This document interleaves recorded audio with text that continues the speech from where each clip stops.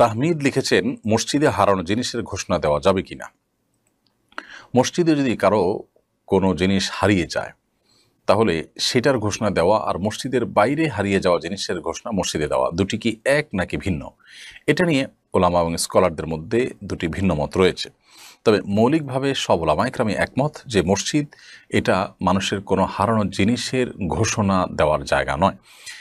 কারণ আবু দাউদ সহ বিভিন্ন হাদিসি কিতাবে পরিষ্কারভাবে বর্ণিত হয়েছে, নবী করিম সাল্লাল্লাহু আলাইহি ওয়াসাল্লাম বলেছেন, যদি কেউ মসজিদে তার হারানো কোনো জিনিসের ঘোষণা দেয়, কোথাও হারিয়েছে সেই জিনিসের ঘোষণা যদি মসজিদে দেয়, তাহলে সেক্ষেত্রে সেই ব্যক্তিকে যেন জবাবে বলা হয় লা রাদ্দাহাল্লাহু আলাইক, অর্থাৎ তোমার হারিয়ে যাওয়া জিনিসটা আল্লাহ তোমাকে ফিরিয়ে না দেখ। এই কথা তাকে বলা এক ধরনের ভৎসনা করা, তার মানে উৎসাহিত করা, সেজন্য এই কাজটি না করে। তো এই জন্য মসজিদের মধ্যে হারানো জিনিসের ঘোষণা দেওয়া না জায়েজ এবং নিষিদ্ধ, এ ব্যাপারে কোনো দ্বিমত কোনো আলেমের নেই। তবে যেমনটি শুরুতে বলছিলাম যে অনেক ওলামা ইকরাম বলেছেন যে মসজিদের বাইরের হারানো জিনিসের ঘোষণাতে মসজিদে দেওয়া নিষেধ, সেটা তো বলাই বাহুল্য। মসজিদের ভেতরে যদি কোনো জিনিস হারিয়ে যায় তাহলে মসজিদে থাকা উপস্থিত মুসল্লিদের কাছে ঘোষণা দেওয়াকে কোনো ওলামা ইকরাম জায়েজ বলেছেন, তবে অনেকে সেটিকেও নিষেধ বলেছেন।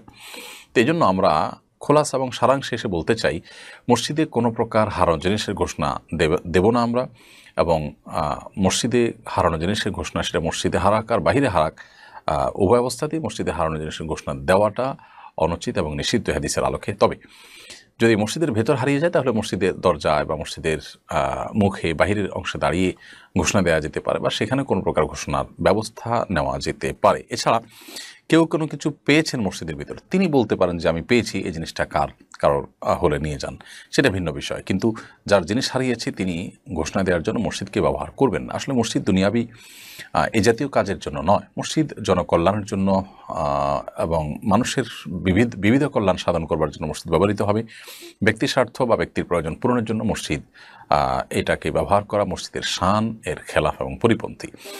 এই জন্যই মসজিদের মধ্যে এমনকি নিজের প্রয়োজন পূরণের জন্য ভিক্ষা চাওয়া মানুষের কাছে বা হাত পাতা, সেটাও অনুচিত। এগুলো মসজিদের বাইরে করা দরকার, এবং যথাসম্ভব মসজিদকে ইবাদতের জায়গা এবং দুনিয়াবি কোনো কাজ যদি করতে হয় সেটা হবে জনকল্যাণমূলক কাজের কেন্দ্র।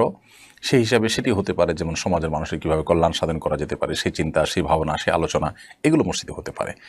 অতএব মসজিদে হারানো জিনিসের ঘোষণা দেওয়া থেকে আমরা বিরত থাকব।